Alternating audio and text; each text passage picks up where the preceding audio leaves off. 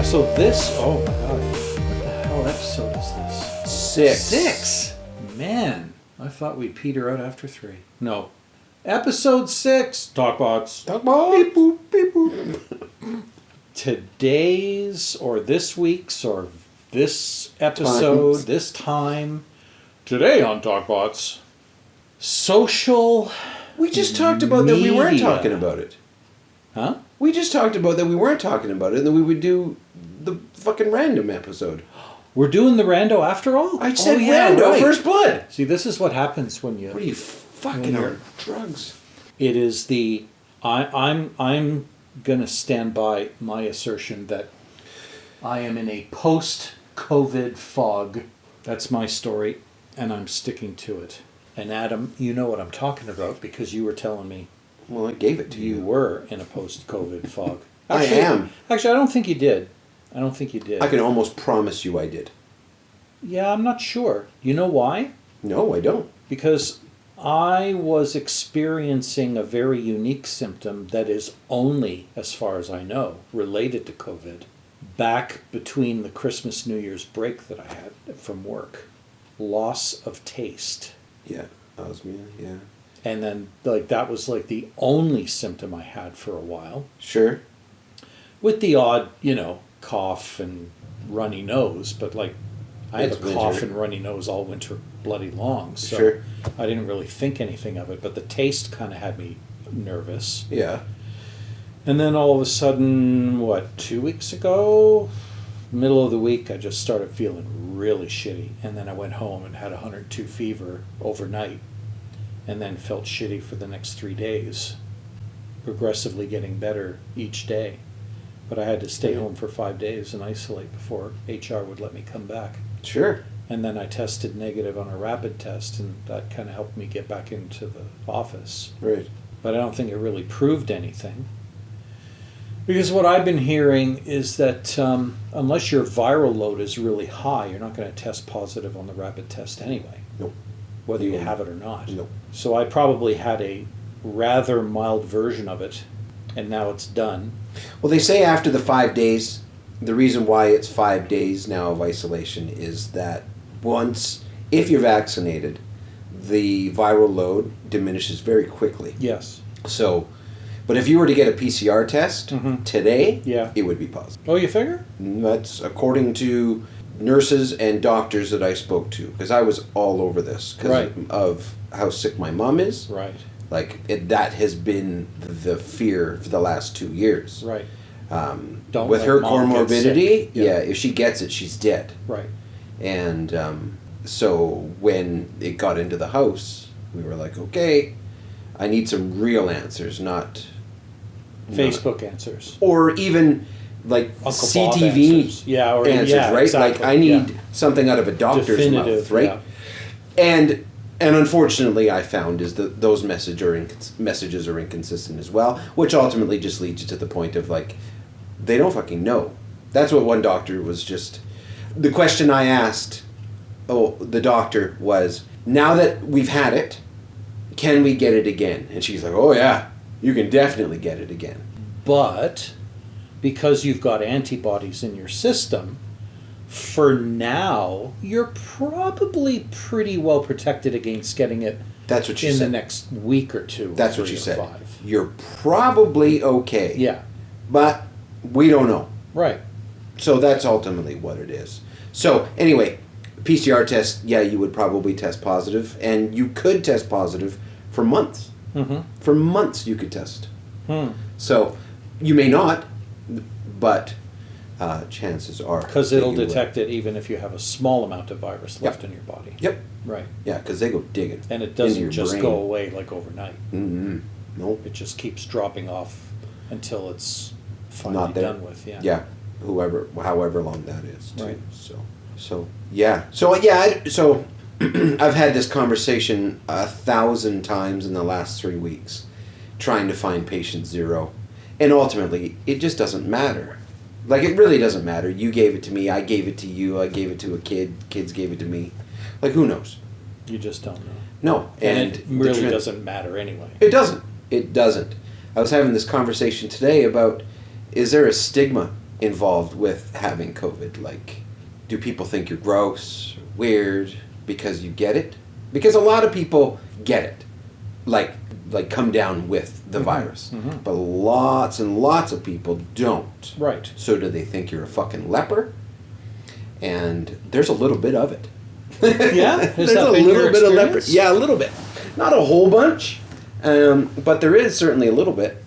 My close circle, my neighborhood has been extraordinarily reasonable about the whole COVID culture, Okay. the whole reality of COVID. And it's mostly because they're educated people, they're reasonable people, they don't want to get sick if they don't have to, because, you know, in many cases their job depends on them staying healthy, and they want to be able to see their relatives and stuff like that. And there's a variety of different stories. Like my next door neighbor, he has like half of a lung missing already. He's been diagnosed with COPD. He's got polyps growing in his airways, and they're interfering with his ability to breathe. And so, like, I mean, if he was to get COVID, he could die. Right. There's just no getting around it. Sure. So, of course, they're being, like, uber paranoid about, you know, don't you guys Don't do breathe on any, me. yeah, like, don't do anything to put us at risk. And so when I found out that my other next door neighbor in the other direction got sick, which was right after a party that we attended at their place, I thought, oh shit, here we go. But then, you know, I didn't really experience anything except for the loss of taste of sweet. Which, by the way, if you're going to lose any taste in your mouth, sweet is not the one to lose. No. Because it makes everything that is sweet taste like shit. Because it tastes everything but the thing it's supposed to taste like. Right. And it's still not back yet. I can sense it's slowly returning, but it's not back yet. So when I found out he was sick, I thought, okay, so there's a pretty good chance I'm going to get it now. And oh, look, there goes my taste. So it's obvious that I did get it. But oh, look, I'm not really suffering any other major symptoms of it. So I wonder if this is going to be the worst of it. And then you and I got sick at roughly the same time, just a few weeks later.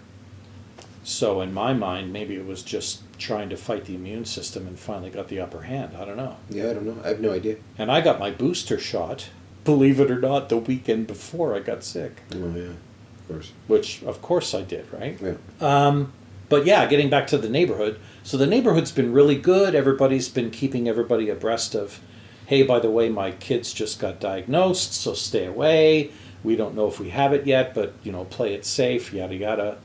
And yeah, like, I mean, there's been no stigma, or at least no one's come out and admitted that anybody feels any differently about anyone who's had it. Sure. But I think that has a lot to do with the fact that everybody's acting like adults and doing what they need to do. I certainly don't feel differently about someone who gets sick. The only, of course, thing that I have a problem with is, you know, just people who won't do what they need to do to give themselves at least one layer of protection. On the topic of COVID, I really wanted to get some additional opinions on what's really going on in the world with regards to COVID. And I randomly stumbled across this doctor based in the UK. His name is John Campbell. The soup guy? No.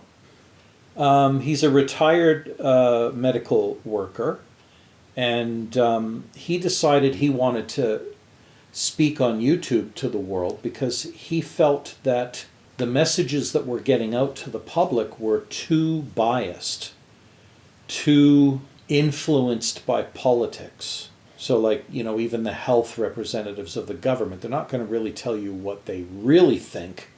They're only going to tell you what their government wants them to tell you. Mm-hmm. And they're going to keep the rest of what they feel or know to themselves. He also wasn't really a fan of how the press were handling it either, because he found that the press were going out of their way to not talk about the things they should be talking about and instead, sensationalizing certain stories or the political side of the pandemic. And he said, I want to be the voice of reason who is only going to present you with facts, and not facts that the governments of the world are presenting, facts from papers that have been submitted by the people who are researching this virus in real time. And the things he was saying were just fascinating and blew my mind, because they went, in a lot of cases, they totally flew in the face of what we were being told by other people. And he was one of the first people to say, he was one of the first people I ever heard utter the words endemic, which he said it's just a matter of time before COVID becomes an endemic as opposed to a pandemic. The mutation to the Omicron variant is definitely moving things along in that direction. Very rapidly. Yep. And he said the thing you're going to have to understand about Omicron is that it's going to spread like wildfire, and it's going to make a lot more people sick, but because there's less testing going on, you won't know that there's that many people that are sick until you start hearing more and more people that getting sick, and then you'll put two and two together. Yeah, it'll be anecdotal. Knowledge. Yeah. He said, but the good news is, because Omicron is recognized by anyone that's got any previous experience with COVID and or a vaccine that is being kept up to date, including the boosters. He said it will be less severe for the majority of the population. That doesn't mean you won't get really sick. It just means you won't get as sick as you would have under normal circumstances, unless you happen to be one of those immune compromised people that would not do well with any variant of COVID, in which case you're just as at risk as you always were. And that's the danger. There's going to be a lot more people that are sick, and it's going to make it harder for the people who shouldn't get sick from getting sick. Right. Unless everybody behaves and doesn't go visit those people. And then he said something last week, I think, that really, I thought, boy, I bet you if I said this to people, they're going to go, that's not true. Because what he said was, based on the current evidence, which could change next week, based on the current evidence, there is nothing that would suggest that a person who just got sick with the virus would be any more protected by another shot. Now, would that be still true in 3 weeks' time? Not necessarily.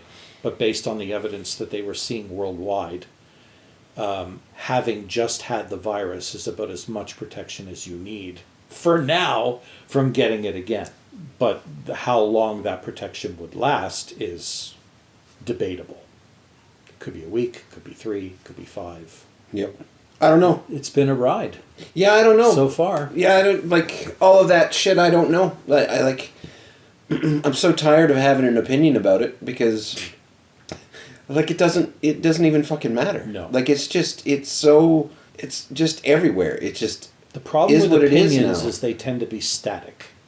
And the situation isn't static. It's definitely not static. It's is as very dynamic as anything we've ever experienced before. Yeah.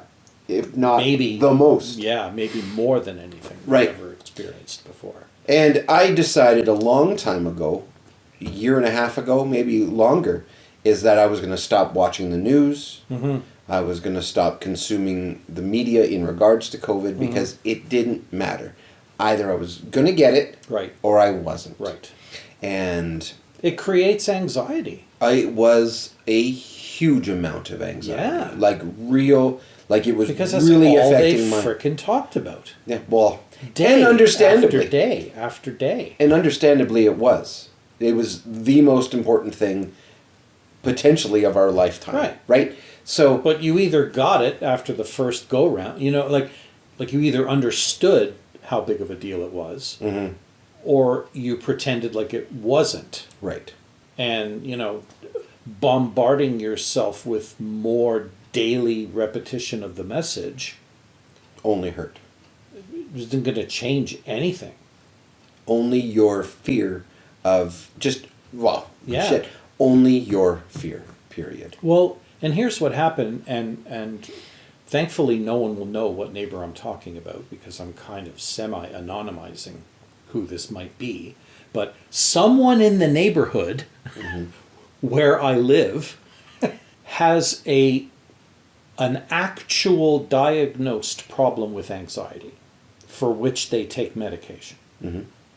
They started getting into a rage about people who were being dumb about the pandemic in whatever way they chose to be dumb about it, or uninformed about it, or stubborn about it, or however you want to label it, to the point where they had to go back to their doctor and go, I can't stop thinking about this. It's driving me crazy that there's these people out there that are doing what they're doing. And so they had their dosage for their anxiety medication doubled just to get by day to day. But they were feeding the flames by watching the news every day. Are you telling a story about me? Because No. that's exactly what happened to me. I am diagnosed with anxiety. I am on drugs. I had to double my dose Seriously. to get by. Yeah. Wow. Now, granted, there have been. Now, I'm going to say this, like I've said this to everybody else in my life when I tell these stories, is that everybody's been through a fucking gong show for the last 2 years. Oh, yeah. I'm not special, No. but all problems are relative. Yeah. And I went through some pretty gnarly medical shit, like outside of fucking COVID and all that stuff. We had people dying, like we had some pretty bad shit happen, and anxiety was just ramping and ramping and ramping. So yeah, I am absolutely on anxiety drugs. I did have to double my dose because I wasn't getting through. I was falling apart. It didn't come out as rage towards the people who are being obtuse about all of this. That hasn't subsided regardless of how much drugs. Like, those people are fucking retarded. So but it was manifesting in very harmful ways. Right. That needed to be addressed. So I'm sure that's where it friggin' started. So the fact that I know 2 people suffering this problem, Yeah. it's obviously, it has to be a very common thing that's happening. I'm sure. Yeah, I'm sure anti-anxiety drugs prescriptions have gone through the roof. I bet. Yeah, absolutely. I bet. Yeah. So, yeah, then I got it. And I've been so worried for the last 2 years. Like, I know we talked about how I got it, Yeah. but I was so worried for the last 2 years of getting it. I've got 3 core morbidities, excluding being overweight. I have type 1 diabetes, I have asthma, and I have celiac disease. And I'm fat. Like, that's who it killed.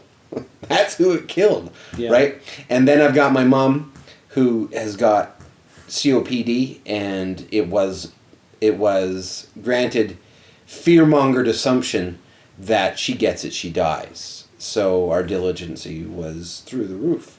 Then we got it, and it was just like, okay, here we go. Let's see what's going to happen. And it sucked, but everybody fared very well, thankfully. But which has been really nice. Did everyone in your house get it? Oh yeah. Yeah. Oh yeah. Your daughter got it. Our wife. My wife. Your wife got it. And my mom got it. Yeah. And then she my did mom end up getting it. Oh yeah. She got And it. how did she handle it? Very well, because of her, she's got stage 4 COPD, so she's on prednisone always. So the working theory is, by her doctor, and I had thought the same thing, is that because she's on it all the time, that it kind of saved her. Now it's a total guess by her doctor even, but that's what she told her the other day. It's like, it might have been your prednisone, that because she had less symptoms than I did. Granted, hit Maybe me. she got a lower viral load. She was No? Nah. Now she lives with us. She lives with my daughter. My daughter was the one that brought it into the house. Okay. And she takes care of her. You know, hugs her, kisses her. Right. Like, yeah. Yeah. So, Interesting. but she fared really well. Like, very well. Better than anybody else in the house. Other than her health issues, Mm-hmm. is she a relatively healthy person? Like, does she eat well? Is she No. Oh, really? Nope. So can't even Nope. credit that. Nope. That's why my brain went to prednisone, and I'm sure that's why her doctor went to it. Is you're not It's the supposed to only- be on prednisone for very long. It's Right. a horrible steroid that Right. just destroys your body. Right. But like you can't get your vaccine if you're on prednisone. Is that right? Yeah, to be fair, I don't know why, but you can't. They don't want you on it. Anyway, so it turned out that after getting it, and now that we've all had it, it's now a known quantity. And it's amazing how much better I feel mentally, because it's just, oh, okay, that's what it was. That's what it's like. And It'll be interesting when they finally have the resources to do some serious long-term historical studies of this virus and what it was actually capable of and why some people fared well with it and others not so much. Because there's some questions that I have in my mind about it and whether any of that affected my experiences with both not getting it for the longest time and then suddenly getting it. And which one did I get? Did I get the last gasps of Delta or did I get one of the first variants of Omicron? Who knows? But I got diagnosed, well, not diagnosed, but I have exhibited signs of a hyperactive immune system because I get these little like rashes that appear on my leg or on my arm. And when the doctor sees it, he goes, "Oh, I'm gonna give you a cream with steroids in it, and Right. it's gonna make it go away. It's just your immune system going, Right. going crazy and attacking stuff that it shouldn't." And I thought, well, okay, I wonder what having a hyperactive immune system does when you catch a virus like COVID.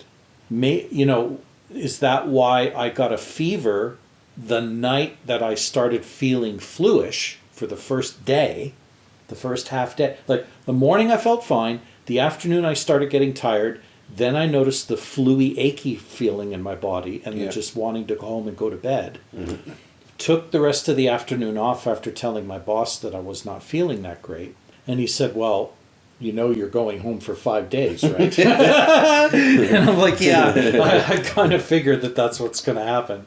And he goes, "Yeah, you got to call HR and tell them what's going on. But, like call them in the morning." And then I got home and I had supper. And then I said, I have to go to bed. And I took out the thermometer and I measured because I felt like really shitty.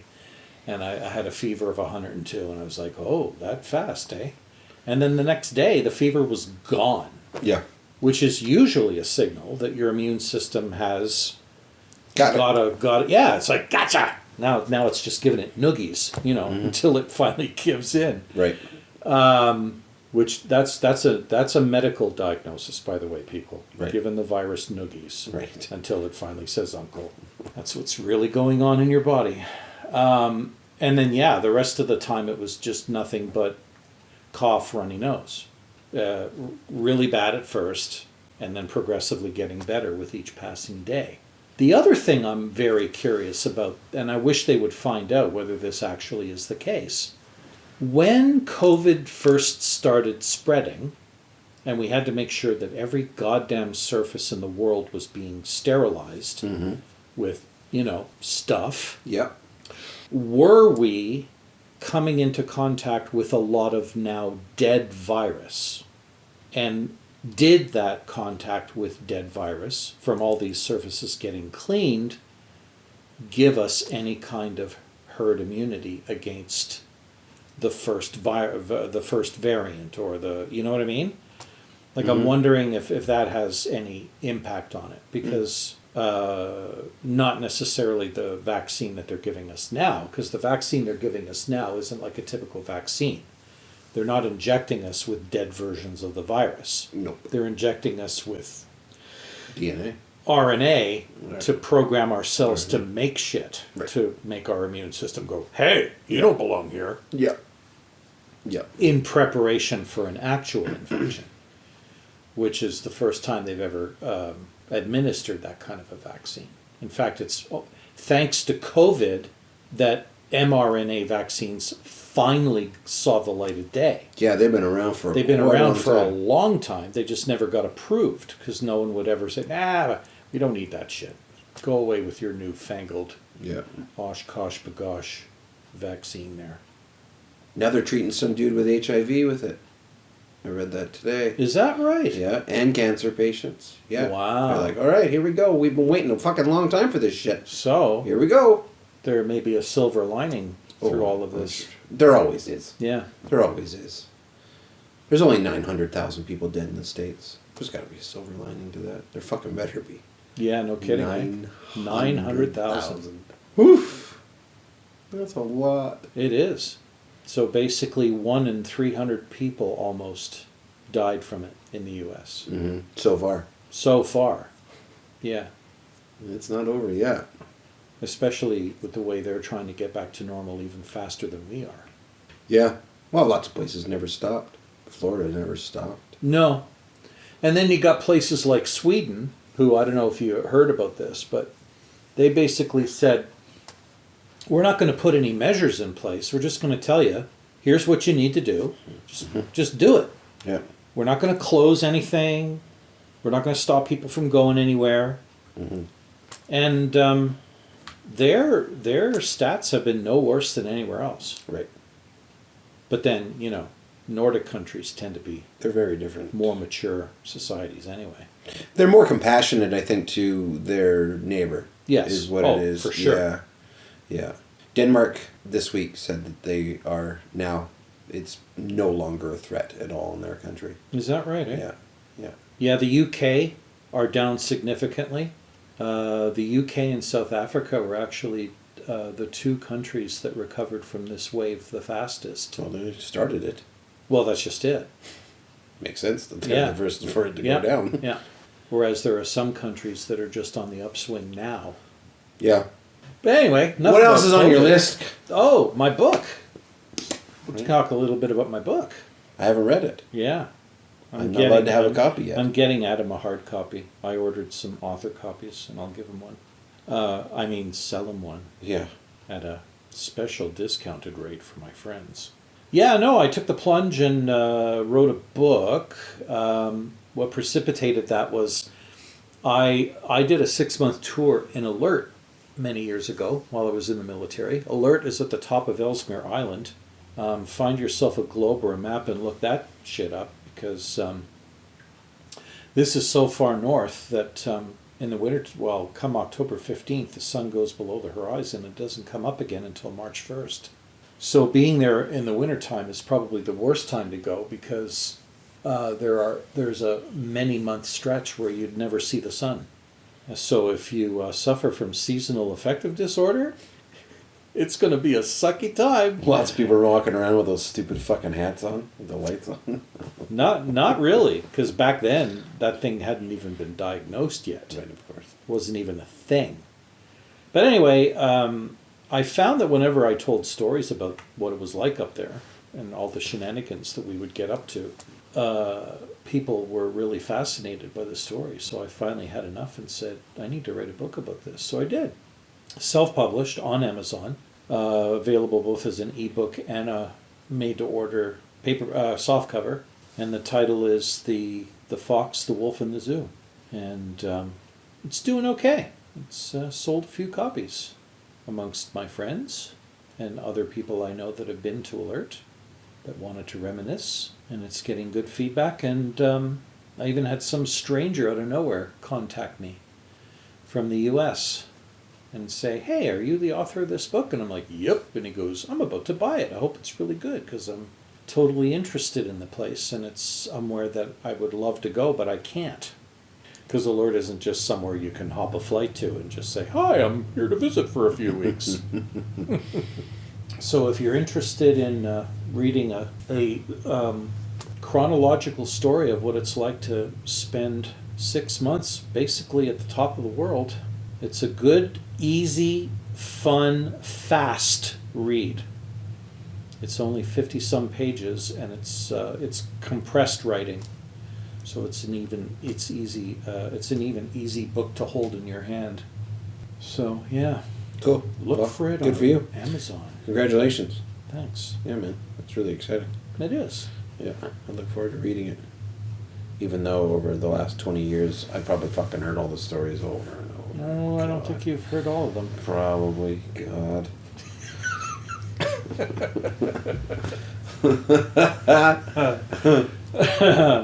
Oh, and I quit Spotify. Oh, yeah, here we go. Yeah. So here's the thing. I know I was going on and on about how I'm glad Spotify's a thing now. But of course, I mean, they're not the only game in town. And I've always kind of kept that in the back of my mind because I don't even remember why I chose Spotify over the others. Maybe I did explain it in one of our previous episodes, but I think it had to do with the fact that they seemed to have their act together with regards to if they saw what music you are into, they did a pretty good job of showing you what other music you might be into as well. Not Right. to say that they're the only service that did that, but They pretty much anyway, were. Yeah. yeah. Yeah. When some of my favorite artists and many other artists started jumping ship because of the whole Joe Rogan thing, I had to kind of reevaluate the situation. And when I found out that Apple Music was offering 3 months free, and then the price that they would be charging me per month from then on would be actually less than what I'm paying now, I thought, well, Spotify, see you later. So I'm now slowly migrating all of my favorite songs over to Apple Music. That's fucking tedious. It is. It is. I'm about 1/3 the way through my 2,500 songs that I had added to my Spotify library. Right. There's gotta be a fucking app. I'm You gotta sure. get I'm sure there is. Some dude on GitHub's written something to do exactly that, I'm sure. Yeah, but you know what though? It also gave me an opportunity to kind of revisit all of the stuff that I had been collecting and sort of, give it a once over and decide, yeah, I'm not keeping you around, sorry. Because as much as I did like listening to you on my regular rotation 6 months ago or 2 years ago, I'm not that into you anymore. So, sayonara for now. Yep. And make some room for some new stuff. And we'll see what Apple Music is like when it comes to making suggestions It's funny, for new music. I was talking to you about that the other day and about the features, the comparison between the features of Spotify. Mm-hmm. And I've, like I've mentioned before, always been Apple Music. Mm-hmm. For, again, no particular reason other than convenience, really, ultimately. Mm-hmm. I have iPhone and Mm-hmm. just, what the fuck, why not? Yeah. And Spotify is never, I don't know, it, like, there was always the thing that you talk about how it would find music for you and that you might like and stuff like that, and that shit never really appealed to me very much. Right. It just wasn't. I like to find the music myself. Yeah. Anyway, I then just started to use Apple Music as I use Apple Music, and I didn't really stray very far from how I use it, which is search for a song or an album, add it to my huge ass list, and call it a day. But I wouldn't be surprised if it does exactly that as well. Mm-hmm. Right? Like, why wouldn't it? Right. Like, that's why people use Spotify, so why wouldn't Apple Music do the same thing? Right. Yeah, so... And, Yeah. I'll let you know Yeah, right. once I get all my existing And listen to it all. favorite music transferred over.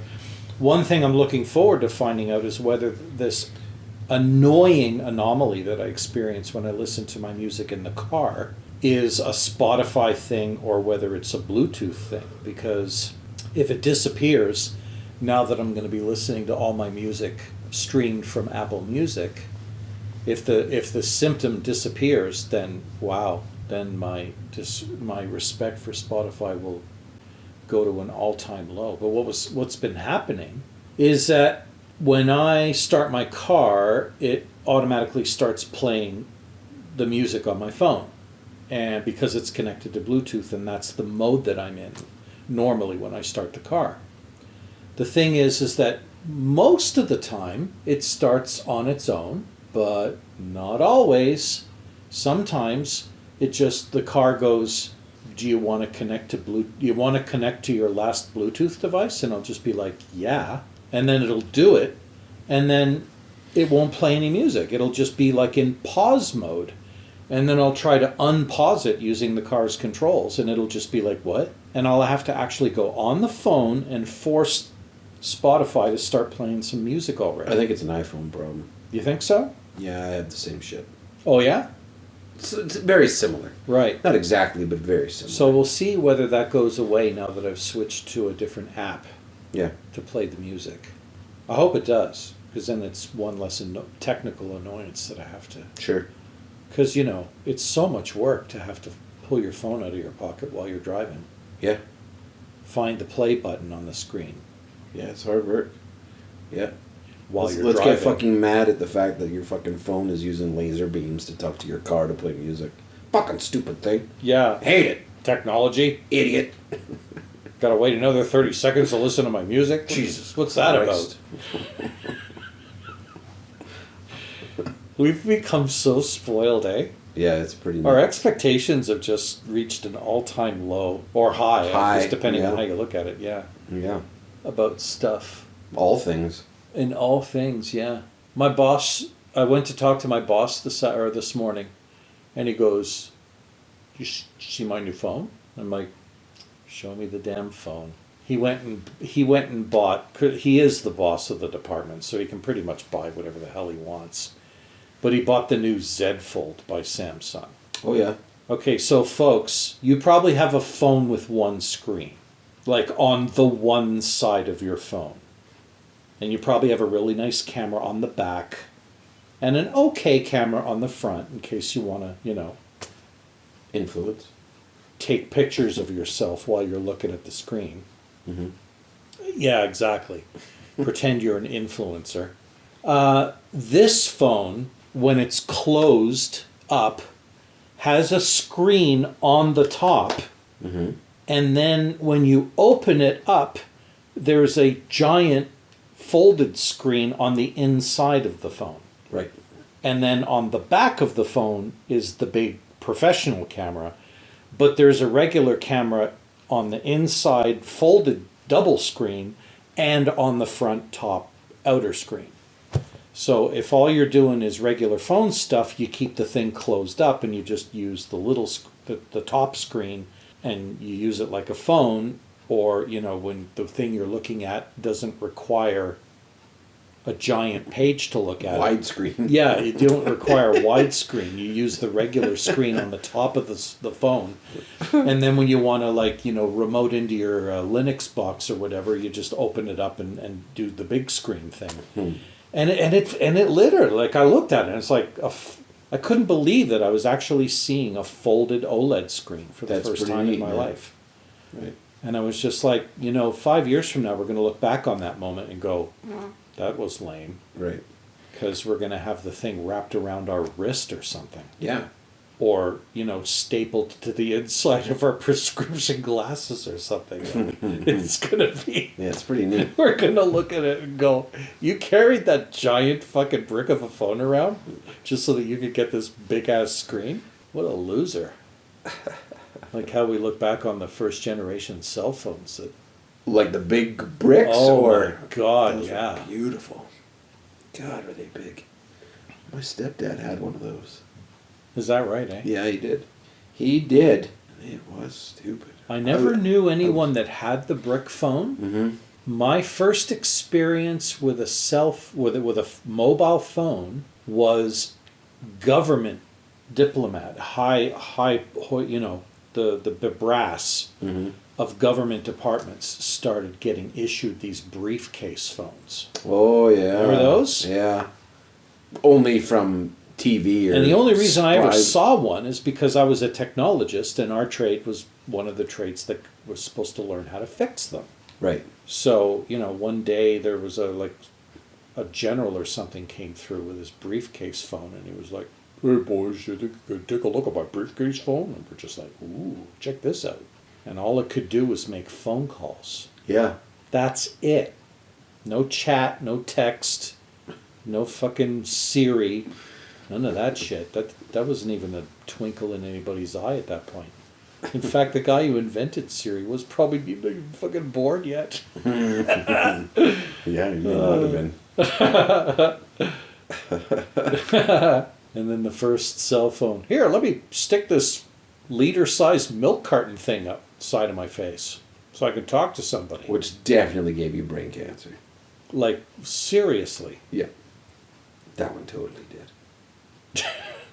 Without a doubt. Yeah, man. You will just stick your head in the microwave and call it a day. All right, Adam, your turn. What are you ruminating about lately that isn't COVID or Nazis? Nazis or truckers that Truckers. think they're going to save us while killing our economy at the same time? How racist our country is. You know the funniest slogan I heard Huh? that somebody made up about the truckers? Hmm. The Flu Trucks Clan. Oh man, that's a good one. That's a good one. I like that. I love that one. The other one was the Canada Goose Society, because they're just honking and squawking and shitting all over everything and Attacking making a anybody that mess. comes near Yeah, them. attacking anybody that comes near them. That was another good I don't one. even know what to say. Like I don't even know. Like I don't even know what to say about it. Like I've I got know. so You don't have much. to. You don't have to. Yeah. There's really nothing to say. Unreal. My favorite part, the only thing I'm going to say is my Yeah. favorite part that these truck drivers Yeah. are all pissed off about this mandate as they drive across the country wearing their seatbelts. Right. Fuck them. They You've already given in to... you got to wear pants to go to the mall. That's shit right. for brains. That's right. Fuck off. That's right. Jesus Christ. Anyway. Yeah. Rabble, Enough rabble, about rabble, that. rabble, Yeah, rabble. enough about that.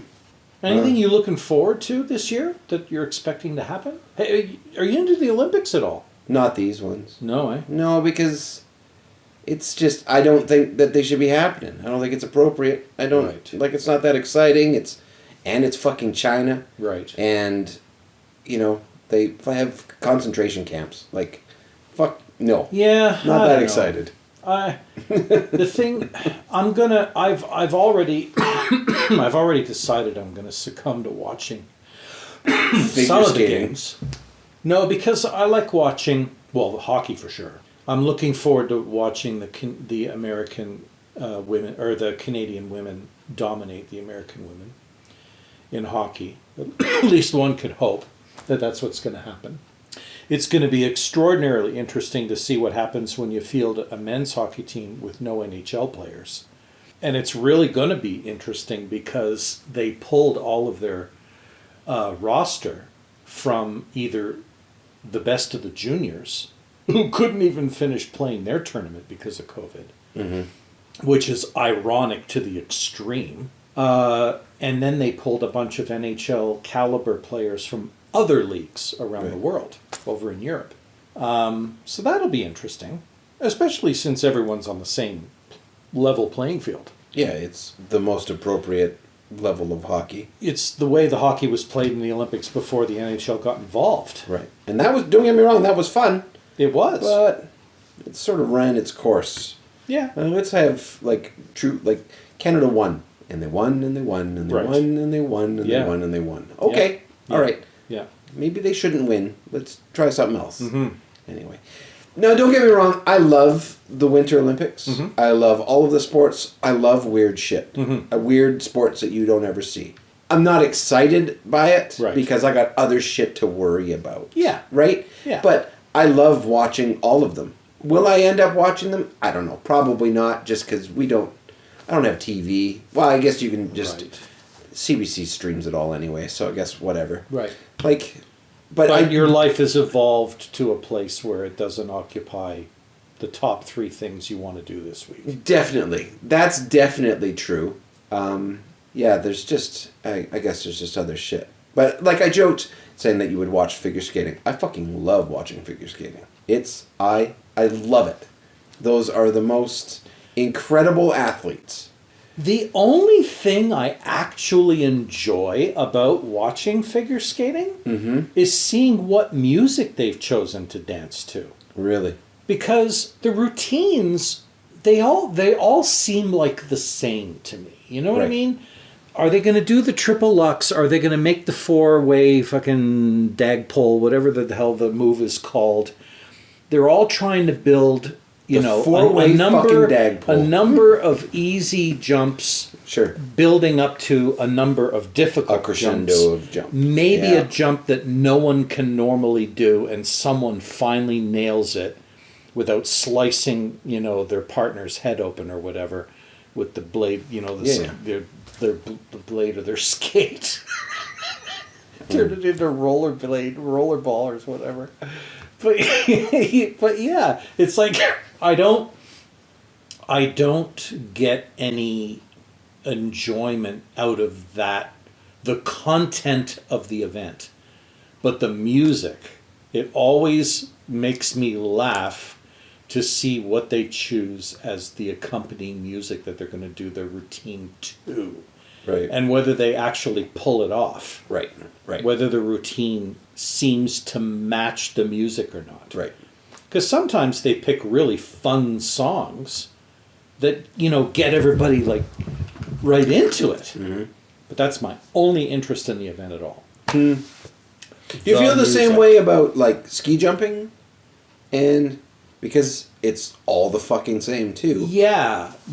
And that's why I rarely ever watched those types of events. Bobsled, luge, skeleton. I guess where I'm going with it is that these are the pinnacle of athletics. The speed skating I'm enamored with. I love the speed skating for some reason. And the whatever talks to you. The acrobatic the freestyle? The freestyle snowboarding and stuff. Oh, okay, yeah. That's something to watch. Because it's always different. That's what I like about the figure skating is that it's all similar. It's not the same, but I hear what you're saying is that it's all similar. Yeah. But the drama of the fuck up it's just because you're all so incredible. Like so incredible that it's just incredible to watch, and just these little tiny mistakes or whatever. I think it's really exciting. The more similar they are, the more exciting it is, because it's just this little tiny bit separates them from each other. Yeah. And I don't pay attention to the judges because God knows there's been a lot of drama with judges and figure skating over forever. Fraud, yeah. Just watching and be like, ooh, or yay. Anyway, it's really, it is cool. So now you've got me into thinking about the Olympics. So I guess that's what I'll be doing. Well, I mean, for what it's worth, I've got the first Canadian women's hockey game being recorded as we speak. I didn't even know the Olympics had started. Yeah. The opening ceremonies were last night, early this morning. Oh, I think I did hear that. And the curling has already started even before the opening ceremonies did. See? That's exciting. See, curling? All right. Yeah. Curling's interesting. Curling's fucking awesome. I can't play it because I can't get my ass that loaded. You know what? I think what's really funny about curling is that one of the reasons, it's not the only reason, but one of the reasons why I actually got into curling, because I wasn't always, is because while I was in the military, I actually got to do it. Mm-hmm. Curling became the go-to, let's do a sport that gets us out of normal work. Because they would organize these fun spiels in the military and just go, we're having a fun spiel this Thursday afternoon. You in? Well, of course I'm in. Why would I not be in on an event that takes me away from my work for an afternoon, puts me in an arena that is right outside a door leading to a bar, Yeah. and restaurant where there's good food and drinks to be had. And when you're not, skipping a rock down the rink trying to score, you're inside the bar drinking Yep. and smoking and whatever else, Right. waiting for your next turn. And you inadvertently learn this sport, which I actually made fun of once with a good friend of mine in a series of YouTube videos I did just for the fun of it, where we were doing an homage to Bob and Doug McKenzie, and we were pretending to be like them as an homage to them.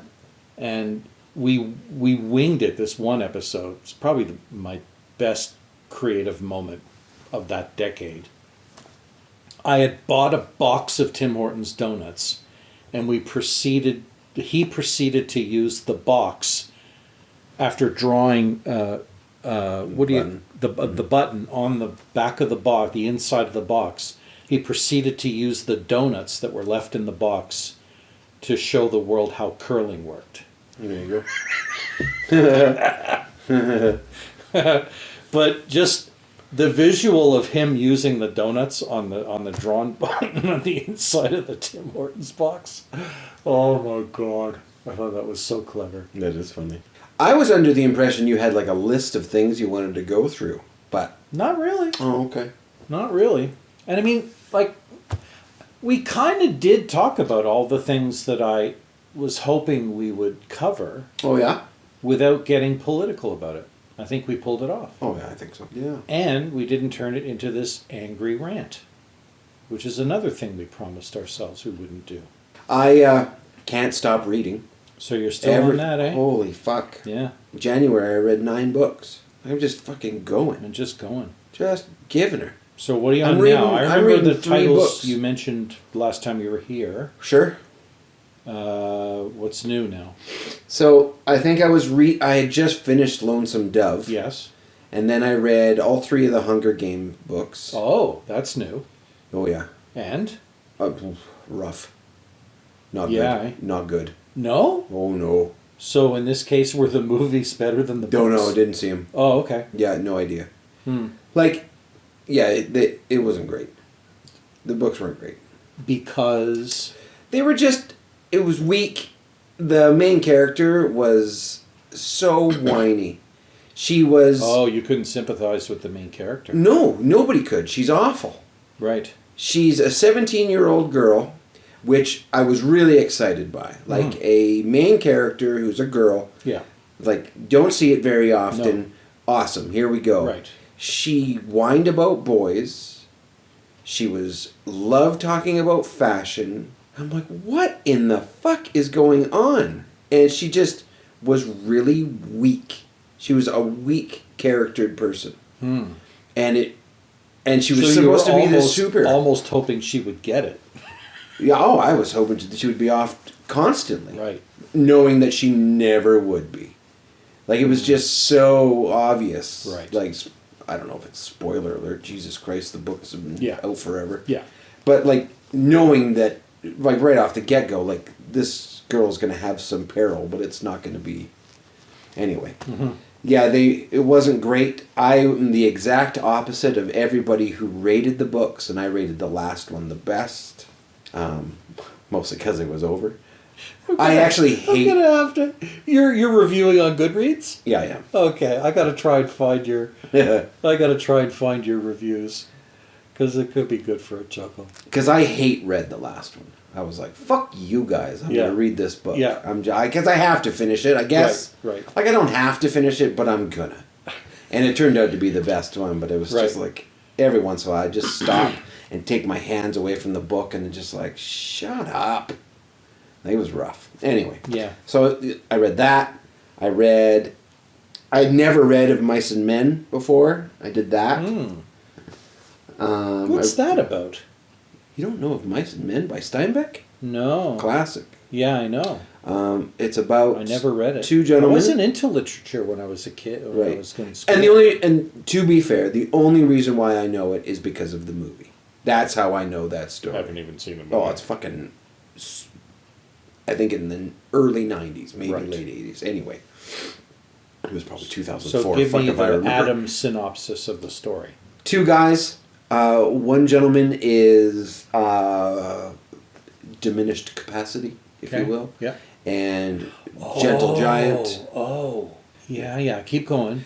And they are just trying to make their way through life. Yeah. And they get a job at a farm, trying to make some money so they can go and live the way they want to live. Right. And some unfortunate events befall the gentle giant. Right. And things go sideways. Right.